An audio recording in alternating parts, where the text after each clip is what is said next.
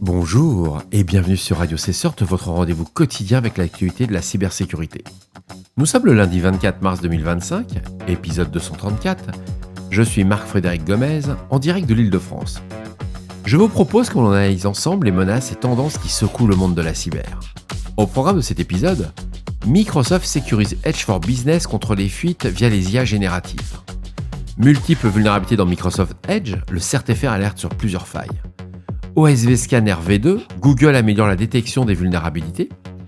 Authentification multifacteur, WebAuth, une solution prometteuse contre le phishing face aux limites actuelles de la MFA. Le ransomware Albabat devient multiplateforme et renforce ses attaques. Albabat Ransomware 2.0 évolue, ciblant désormais Windows, Linux et macOS. Bien entendu, toutes les sources utilisées sont en description de cet épisode. N'oubliez pas de vous inscrire à la newsletter de Radio Cesseur pour ne rien manquer. Hacker News nous informe que Microsoft vient d'annoncer des nouvelles fonctionnalités de sécurité baptisées Inline Data Protection, intégrées directement dans son navigateur Edge for Business destiné aux entreprises. Cette solution vise spécifiquement à empêcher la fuite de données sensibles vers des applications d'intelligence artificielle générative grand public telles que ChatGPT, Google Gemini ou encore DeepSeek. La liste des applications couvertes sera élargie progressivement à d'autres outils collaboratifs, réseaux sociaux et services de messagerie. Le mécanisme mis en place par Microsoft Purview, le browser DLP, permet ainsi d'intercepter et de bloquer la saisie directe de données sensibles dans des interfaces web ou dans des prompts de génération d'intelligence artificielle, réduisant considérablement le risque de fuite involontaire. En parallèle, Microsoft a annoncé la disponibilité générale de nouvelles fonctions de sécurité dans Microsoft Teams pour lutter contre les attaques de phishing exploitant la plateforme. Parmi ces fonctionnalités figurent des contrôles permettant aux équipes de sécurité de définir précisément ce que les utilisateurs et les domaines ainsi que les locataires peuvent interagir avec leurs collaborateurs. Ce système offre également une protection renforcée en temps réel contre les liens et pièces jointes malveillantes grâce à une exécution automatisée en sandbox, ce qu'on appelle du real-time detonation, empêchant ainsi les utilisateurs d'accéder à des contenus nuisibles.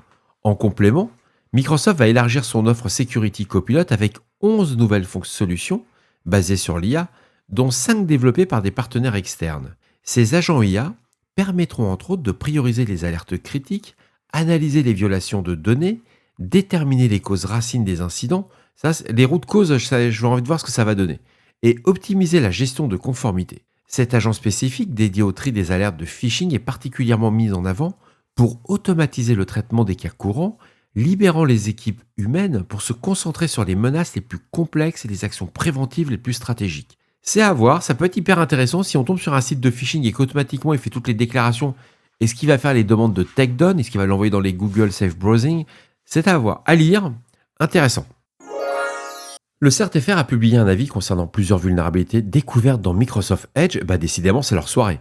Susceptible de permettre l'exécution de codes arbitraires à distance, une élévation de privilèges et un autre problème de sécurité qui n'a pas été spécifié par l'éditeur. Ces vulnérabilités concernent les versions suivantes de Microsoft Edge, la version stable, la version Update Setup et les versions antérieures à la version 134.0.3124.83. On a quand même 3 vulnérabilités qui sont référencées sous les CVE suivantes, la CVE 2025-2476, la CVE 2025-29795 et la CVE 2025-29806.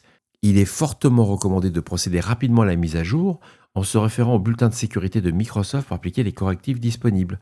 Le lien dans la description de l'épisode. Google vient d'annoncer la sortie officielle d'OSV Scanner version 2, une version majeure de son outil open source dédié à la gestion et à la remédiation des vulnérabilités. Cette nouvelle version intègre pleinement les fonctionnalités de la bibliothèque OSV Scalib, permettant une extraction avancée des dépendances à partir des manifestes et des images de conteneurs. C'est plutôt bien fait, et parmi les nouveautés notables, OSV Scanner V2 propose désormais une analyse approfondie des couches d'images conteneurisées sous Debian, Ubuntu et Alpine, identifiant précisément la couche d'introduction des paquets vulnérables et l'historique associé. De plus, une interface HTML interactive est mise à disposition pour simplifier la lecture des résultats d'analyse, facilitant ainsi la rémédiation ciblée. Cette fonctionnalité de rémédiation guidée était déjà existante pour NPM et elle a été étendue au projet Java via Maven, permettant des mises à jour intelligentes, des dépendances directes et transitives avec une gestion avancée des stratégies de rémédiation.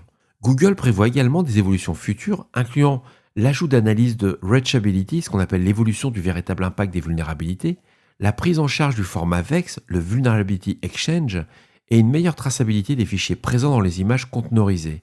OSV Scanner V2 est accessible dès maintenant et la communauté est fortement invitée à participer activement à son développement. Je vous ai mis le lien dans la description de l'épisode. Un récent article de Chester Wisniewski, qui occupe la fonction de CTO chez Sophos, fait le point sur l'avenir de l'authentification multifacteur, soulignant les limites actuelles des méthodes traditionnelles telles que les codes SMS ou les mots de passe à usage unique. Ces techniques, bien que largement adoptées, restent vulnérables aux attaques de phishing automatisées. L'acteur met en avant WebAuth, alors c'est WebAuth, c'est WebAuthn, c'est Web Authentication API, comme solution MFA actuellement la plus prometteuse, car elle offre une résistance accrue au phishing grâce à une authentification cryptographique impliquant un échange bidirectionnel entre l'utilisateur et le site concerné.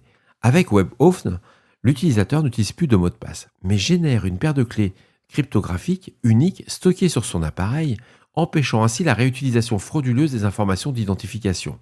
Toutefois, Wisniewski souligne des défis persistants, notamment la sécurité du stockage des clés dans les systèmes de cloud ou l'importance cruciale d'une adoption généralisée par les entreprises et les plateformes. Malgré ces obstacles, il considère que l'intégration efficace de WebAuth constitue une avancée nécessaire pour sécuriser durablement l'authentification en ligne. À lire, c'est intéressant, c'est technique, c'est presque mature, à voir. Les chercheurs en cybersécurité de Trend Micro ont découvert de nouvelles variantes du ransomware Albabat, initialement détecté en novembre 2023 et écrit en Rust. La version 2.0 d'Albabat présente désormais des capacités multiplateformes, ciblant non seulement les systèmes Windows, mais aussi Linux et macOS.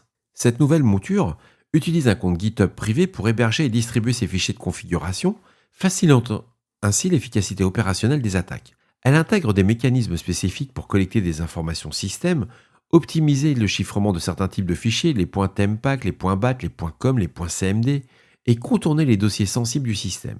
Pour renforcer son efficacité et éviter la détection, Albabat 2.0 termine automatiquement des processus critiques tels que taskmanager.exe, regedit.exe ainsi que des applications courantes comme Excel et Word.